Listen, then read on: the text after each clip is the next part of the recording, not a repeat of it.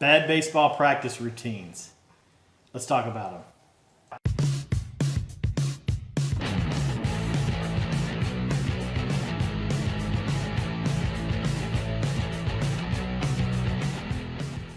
Hey guys, Chris Sloan here with Bad Baseball and SelectBaseballTeams.com. Select Baseball Teams, their website where we help players and coaches get connected through finding teams and organizations as well as tournaments and events.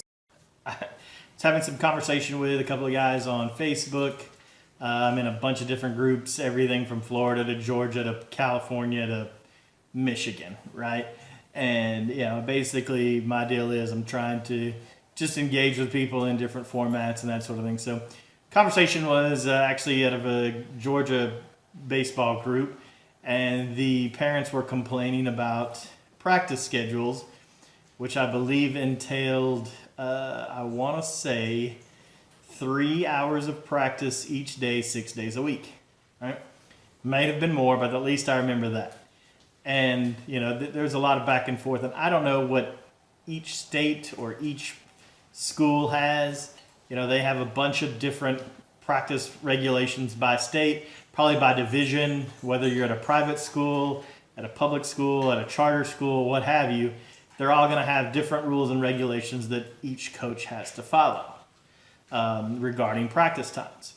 So the conversation was around, let's say that Timmy has to practice 3 or 4 hours every day, 5-6 days a week, whatever that is. How does he find time to go in and work on his individual skill sets outside of that? And there's definitely a lot of back and forth and people's thoughts around it. So I'm going to give you some breakdowns of what things to consider, how I see it happening, and then what that actually means. So the first thing is there's a set within every school district, every organization, a number of hours that a team can practice during a week. It may be 20, it may be 15, it may be 10, right? I don't know, I don't make those rules. So that is true practice time, okay? So a coach can't have an organized group together for longer than that each week, okay? However, there are several ways that coaches are going to get around those rules and extend that time. Okay? So if you're new and just getting into the high school world, college world, that sort of thing, I'm trying to give you an understanding of how much time it's really going to take for these players to commit. And the good players, I think back to the guys who are really wanting to excel at their sport. They're not just there the times they have to be there. They're putting in voluntary time, right? They're going above and beyond, which is kind of where that conversation was going. So here's some of the things that a coach can do. So let's just assume that 15 hours a week is the allowed practice time. Okay? So that means most likely that coach is going to practice from 3 o'clock to 6 o'clock each day, 5 days a week. That's his 15 hours. Okay?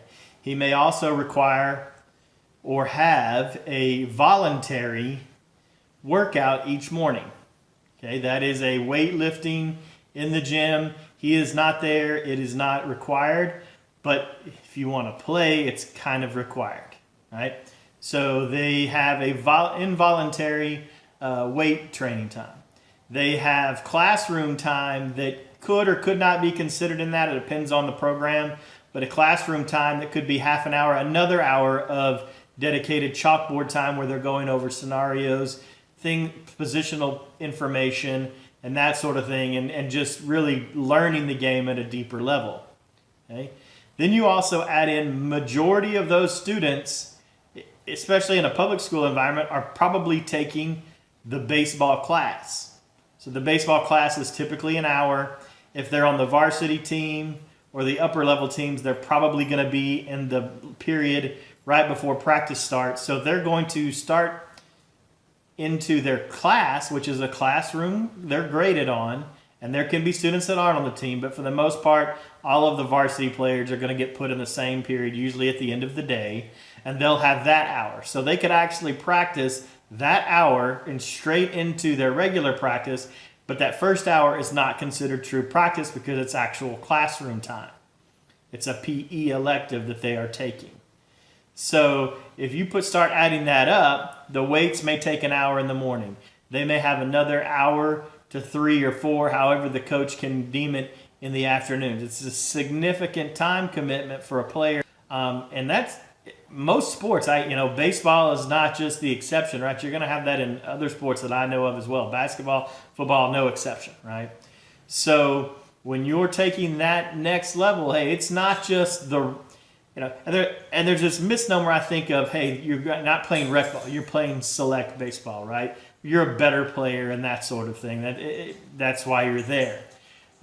But the time that most of those teams spend practicing is not nearly as much as the majority of them spend in tournaments and playing, right?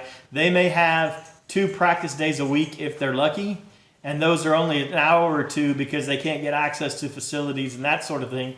So to go from 4 or 5, maybe, on a better team, 6 hours of practice a week to an environment where you're practicing 3, 4, sometimes close to 5 hours every day, that's a big change for a player who's not ready for that. And it's a big change for parents who may not be ready for that. So it's important to know that the coaches are going to do the best to equip their teams for success, and they're going to do their best to stay within the rules while bending them as much as they possibly can.